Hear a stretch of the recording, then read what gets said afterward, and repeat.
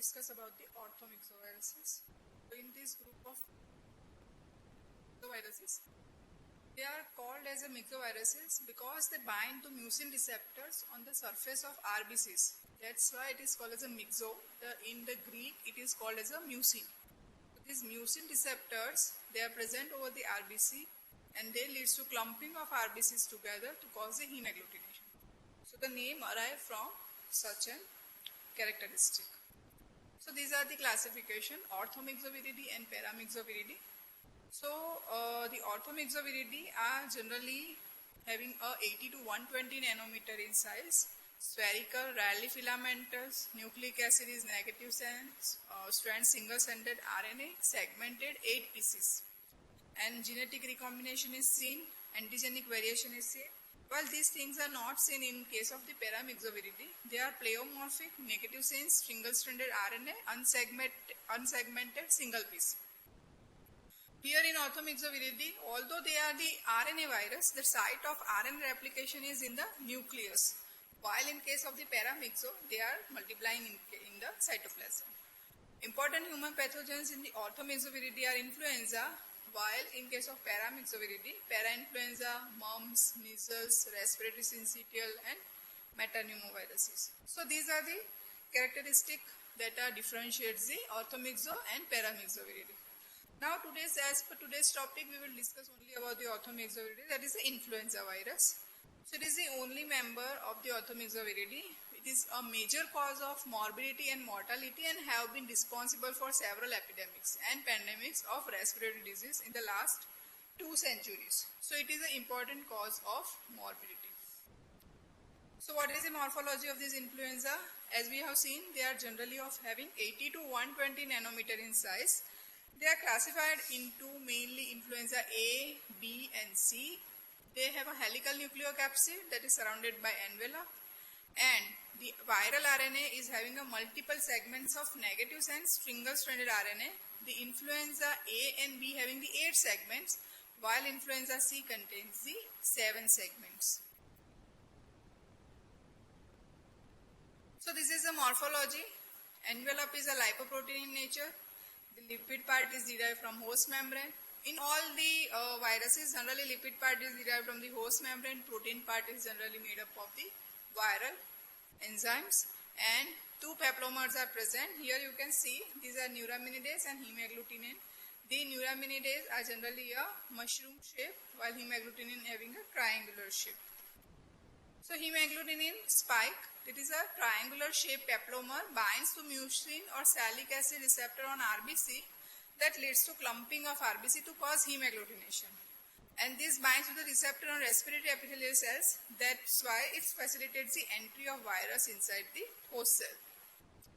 Second one is a neuraminidase, NA. It is a mushroom-shaped peplomer present in fewer number than hemagglutinin. Okay, the neuraminidase is less as compared to hemagglutinin. It is a sialidase enzyme. It is opposite to that of hemagglutinin, so that degrades the salic acid receptor on RBC, so it displaces hemagglutinin from RBCs, resulting in reversal of hemagglutination called as illusion.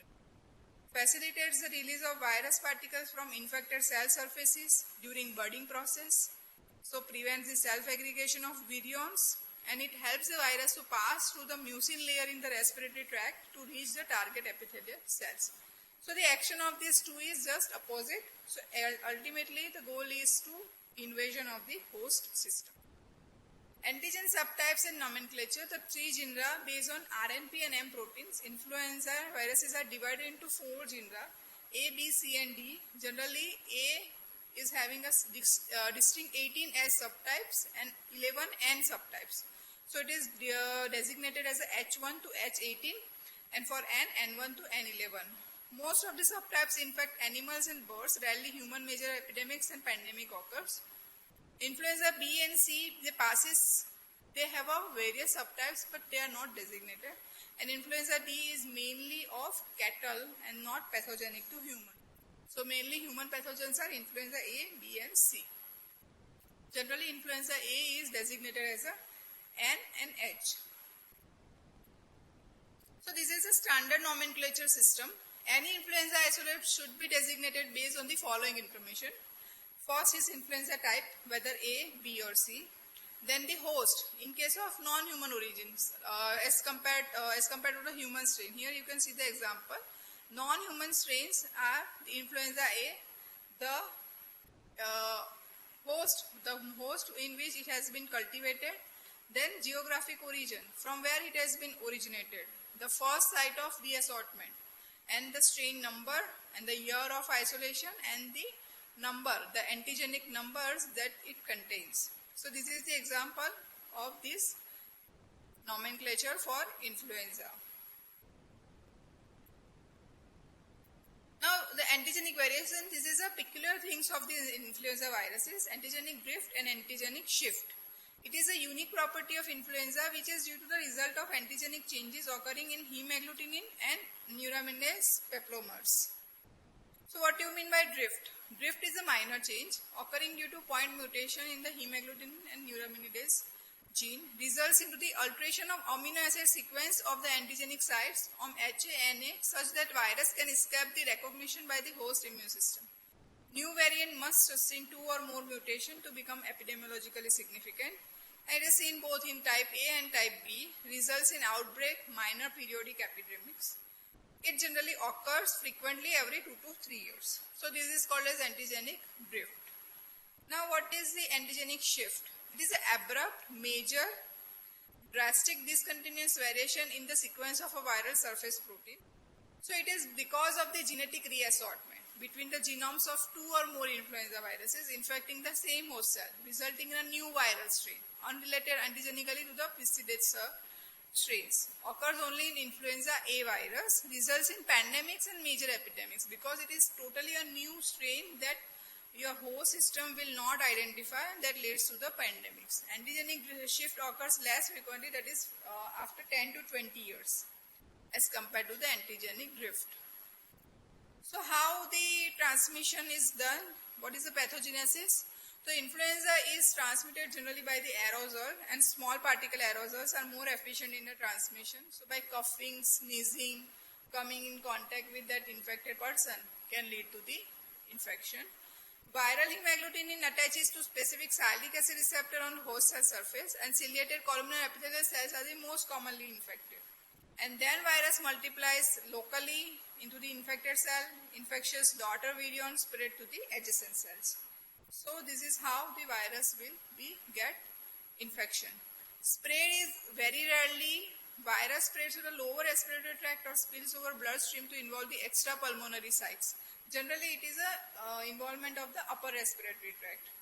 Local damage is there, cellular destruction and desquamation of the superficial mucosa of the respiratory tract. Edema and mononuclear cell infiltrations occur at a local site, leading to cytokine influx which accounts for local symptoms. Local damage predisposes to secondary bacterial infection. So this is the main reason for the mortality and more of the morbidity as compared to only the viral infection. Now these are the receptors, they are having a significant role into the pathogenesis. Sialic acid receptor, they are found on the host cell surfaces, are specific for hemagglutinin antigens. There are 2 types of sialic acid receptors, alpha-2,6 and alpha-2,3. Alpha-2,6 is a specific for human influenza strains and are found abundantly on human upper respiratory tract epithelium, but not on lower respiratory tract epithelium. So these are the receptors found only in the humans. Now second one is alpha-2,3. This is a specific for avian influenza strains found abundantly on birds' intestinal epithelium. In humans, they are present in a very few numbers on lower upper respiratory tract. So generally, the strain which is having the site or affinity for 2,6-sialic acid receptor, they have a tendency to infect the human. Now, why the pigs are the mixing vessel? Because the both alpha-2,3 and alpha-2,6-sialic acid receptors are found on the respiratory epithelium of pigs, and these strains have a specificity for both the receptor sites. So the pig having all these receptors, so all these strains can infect the pig, and there will be a mixing of these genes, and that leads to the genetic reassortment. And this pig can be infected simultaneously by the human, swine, avian strains. That's why it is serving as a mixing vessel. So this takes place inside the single swine cell. So this will lead to reassortment, and whenever it is done, it will be spread to the humans if it is a human infectious. Now host immune system, how it will play role. So humoral immunity is predominant, type and subtype specific, long lasting. Antibody can be seen against hemagglutinin neuraminidase, it is protective. Antibodies to hemagglutinin prevents the initiation of infection by inhibiting the viral entry. Antibodies to neuraminidase decreases the severity of the disease. It prevents the spread of the infection. And antibodies against the other viral proteins are not protective. Antibodies against the ribonucleoprotein, it is useful in typing the viral isolates as influenza A, influenza B or influenza C. All the three types of influenza viruses are antigenically unrelated and there is no cross protection. Immunity is incomplete, reinfection with the same virus can occur. So generally the host immunity is having an incomplete role into the prevention of the reinfection. Post-immune response, it is called as an original antigenic scene. What is this original antigenic scene? When a previously infected individual gets a repeated infection with a different antigenic variant of influenza, the antibodies are produced against both, but predominant response would be against the original strain only, that is called as the original antigenic scene. And components of both cell-mediated immunity, innate immunity are also important in providing immunity against the influenza infections. How the infection is presented? So generally incubation period is very less, 18 to 72 hours only. Uncomplicated influenza, it is called as a flu syndrome. It is characterized by the upper respiratory tract symptoms like chills, headache, dry cough, high-grade fever, myalgia, anorexia. It is generally a self-limiting condition. But if there is a pneumonia, that is a complication. So secondary bacterial pneumonia, that is most common complication. The agents are the staphylococci, pneumococci, Haemophilus influenza. And primary influenza pneumonia is rare but leads to more severe complication. Combined viral bacterial pneumonia, it is a 3 times more common than primary influenza pneumonia, most common co-infection being the Staphylococcus aureus. Clinically, the other pulmonary complication can be seen like worsening of COPD, exacerbation of chronic bronchitis and asthma, Ray's syndrome. So these are the complications that can be seen following the influenza infection. These are the increased risk for the development of complications like age. The children less than 2 years and the older age people more than 65 years, they are having a higher risk of development of complication. The female with pregnancy, underlying chronic lung, cardiac, renal, hepatic, CNS condition, HIV infected people, children having a high risk of croup, sinusitis, otitis media, high-grade fever, diarrhea. So these are the risk factors that can be associated with the complication.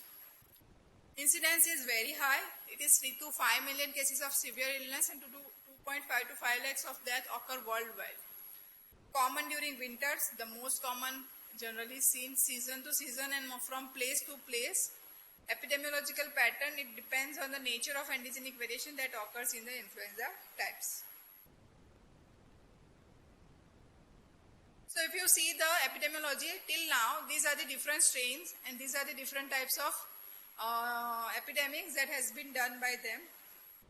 So as we can see, this H2N2, this was a strain in 1889, 1890. That was responsible for severe pandemic. Then in 1900 and 1903, this was the strain was H3N8 that is responsible for moderate epidemic. In 1918 to 1919, it is called as a H1N1, also called as a Spanish flu. So it was the severe pandemic. In 33, 35, this is again H1N1, responsible for mild epidemic. In same as 46, 47, H1N1. Now in case of this 1957 to 1958, that is H2N2, it is also called as the Asian flu that led to severe pandemic. In 1968-69, the strain was H3N2 that was responsible for the moderate pandemic, also called as the Hong Kong flu. Again in 77 and 78, H1N1, Russian flu, responsible for the mild pandemic. In 2009-2010, So we all are the witnesses. That is H1N1 novel influenza strain that was responsible for the pandemic. So till now for this one. So these are the different origins and different strains. You can see the differences in the years. It is almost a gap of 10 years that is seen between the different types of the epidemics and pandemics. So these reassortments are continuous and they keep on playing role into the outbreak. Avian flu, it is also called as a bird flu. It is why? Because the birds are the primary reservoir. All influenza subtypes, 16 H types and 9 N types, they are found in birds and some of the subtypes be transmitted to mammals. Avian flu strains, why it is severe? Because these strains having a highly virulent protein, that is PB1F2 protein, which targets the host mitochondria and induces the apoptosis. So this strain was very lethal because the PB1F2 protein, that was the receptor. So bird flu strain highly lethal to chicken and turkey and are the major cause of economic loss in poultry, causing the severe mortality in chickens. Avian flu multiplies in intestinal tracts of birds and shed through the feces into water.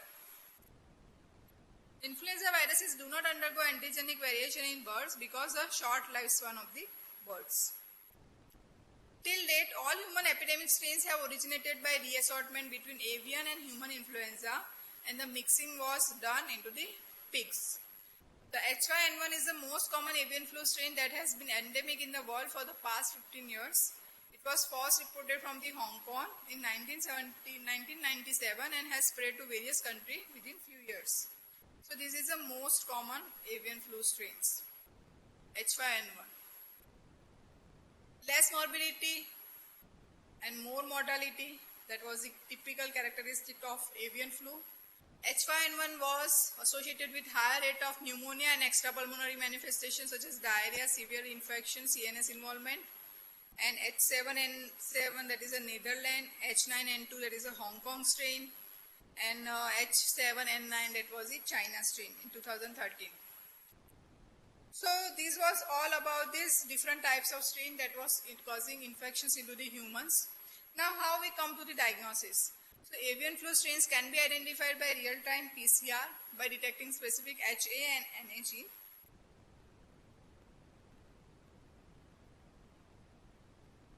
So for the H1N1 that was seen as a pandemic in 2009, it was become a seasonal influenza strain circulating in India along with the other two seasonal strains, that is H3N2 and type B. So nowadays in India, this strain is these three will be identified for the diagnosis for the influenza. So H1N1, H3N2 and type B influenza. Integrated Disease Surveillance Program, IDSP, under NCDC, Government of India, they have established a network for epidemiological surveillance of H1 and other influenza, and it monitors the changes in circulating influenza strain. So total 1,15,630 cases and 8,681 deaths due to H1N1 were reported from the India. It was varied from geographical regions. Maharashtra was the worst state, followed by Gujarat, Rajasthan, Sikkim, Lakshadweep. Sikkim and Lakshadweep was the only two states or union territory with no cases over the past 7 years. And 2015 was the maximum, having the maximum prevalence. 2000 followed by 2017 and then 2010 recorded the highest number of the cases. So uncomplicated influenza leads to mild upper respiratory tract illness and diarrhea. Complicated influenza leads to the secondary pneumonia. So the government has outlaid the guideline on categorization of the seasonal influenza, that is into the category A, B and C. So these are the categories for the management and laboratory testing and isolation. So in category A, the person with a mild fever plus cough, sore throat, with or without body ache, headache, diarrhea, vomiting. Here the fever is mild and having cough or sore throat. Here no laboratory testing, no here complication, no risk factor are associated. So no laboratory testing is required, only symptomatic treatment is required, antivirals are also not required. Just isolate the patient and kept him away from the high risk members in the family. Category B, is a person with a category A plus any one, either high grade fever or severe sore throat, presence of risk factor like children, elderly people more than 65 years, pregnant woman, patient with lung, heart, liver, kidney, neurological disorder, diabetes, cancer, HIV. So here also no laboratory testing is required, just symptomatic treatment or sometimes antiviral drug is required. Isolation can be done at a home only. Category C, it is a category B, means high risk patient with a high grade fever plus any of these one like breathlessness or children with an influenza like illness who had a severe disease as manifested by the red flag signs like inability to feed well, convulsion, difficulty in breathing, worsening of underlying chronic conditions. So in this case, laboratory testing is advised, immediate hospitalization is required and treatment should be started with antiviral drug like oseltamivir and isolation of all the components, droplet precaution to be followed. The influenza surveillance has been conducted globally, that is called as a Global Influenza Surveillance and Response System, GISRS. So it will monitor the evolution of influenza virus and provides a recommendation in areas including laboratory diagnostic, vaccine treatment. So it is a global alert mechanism for the emergence of influenza viruses with pandemic potential. So whenever any country or any place having such a strains which can cause epidemic or pandemic, these people will identify and make it on alert. Specimen should be collected, generally a nasopharyngeal swab or lavage, nasal aspirate, oropharyngeal swab should be taken. Swab with a synthetic tip like the Dacron polyester is best for collection. Cotton or alginate swabs are unsatisfactory. Swab should be transported into the viral transport media and kept at a cold chain, that is a 4 degrees Celsius for up to 4 days, thereafter minus 70 degrees Celsius. So this should be done. Then isolation can be done if you have a facility. Embryonated eggs, primary monkey kidney cell lines can be used for isolation. The viral growth can be detected by heme adsorption or heme agglutination. And because of technical difficulty, isolation is generally not followed for the diagnosis. Another test is a direct immunofluorescence test. These viral antigens coated into the epithelial cells can be directly detected on nasal aspirate by using fluorescent antibody. So it is a rapid but less sensitive than isolation. This is the gold standard test, RT-PCR, highly sensitive, rapid turnaround time of less than 1 day. It can also detect the specific type and subtype of the influenza virus. So, quantitative, higher sensitivity and specificity, that is a real-time PCR with a turnaround time of 2 to 3 hours. This will detect the 3 common seasonal flu strains, that is H1N1, H3N2 and type B. So, you should have a different probes for these 3 strains. So this is how the results can be interpreted of this real-time PCR. These are the strains and this is a control. Your control should be present at all the times. If you have an influenza A infection, then you will get the influenza A only and then RNP, that is control. If you are suffering from H1N1, you should have this gene H1N1 and influenza A and RNP. If you are suffering from H3N2, that is HA gene, then you have a influenza A plus H3N2 plus RNP. RNP should be there in all the cases. If you are suffering from type B strains, then you should have an influenza B gene positive and RNP. But only if you get the RNP, then your sample is negative. So this kind of curves are seen. This is showing the positive. The straight line is showing the negative result. Antibody detection, 4-fold rise in the antibody titer between acute and convalescent sera is more significant than single high titer. Neutralization test, ELISA, heme agglutination inhibition test, this can be done. Treatments are generally such as zenamavir, oseltamivir, peramavir can be administered for influenza A and B infection. Generally drug of choice for this is oseltamivir, that is a Tamiflu. It is a 75 milligram tablets twice a day for 5 days. And zenamavir, it is an inhalation form, that is a 10 milligram. So for chemoprophylaxis, this Tamiflu is given once daily for 5 days. And for the treatment purpose, Tamiflu should be given twice a day for 7 days. Another is the amantadine, rimantadine. These are the matrix protein M2 inhibitors that can be given for the some strains of the influenza A infection. This This is H1N1 2009 flu and H5N1 avian flu and influenza B have developed the resistance. So these are the now not the choice of treatment. Preventive measures are generally strict hand hygiene, isolation, containment of cough, sneeze, work restrictions. CDC recommends that people with influenza-like illness should remain at home until at least 24 hours after they are free of fever, without use of fever-reducing medication. So these should be followed strictly to prevent spread of infection. Vaccines are available now. So based on WHO recommendations, they are prepared every year because every year the virus strain is changing. So you need the vaccine every year. Strain to be included depend on the strains isolated in the previous influenza season and that on the strains that are anticipated to circulate in the upcoming season based on their surveillance is going on into the birds. Formulations, most of the influenza vaccines are cocktails containing 2 type A and 1 or 2 type B influenza strain. That could be trivalent or quadrivalent form.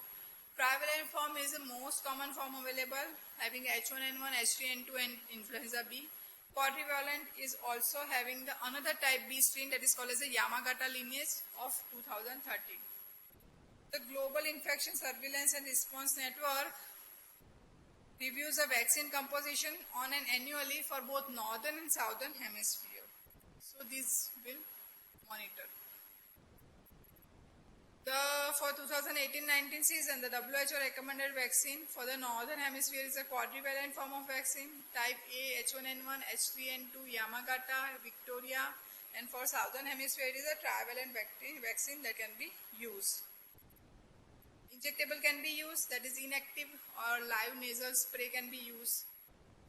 Injectables are widely used. There are 3 types: inactivated influenza, cell culture based, and recombinant.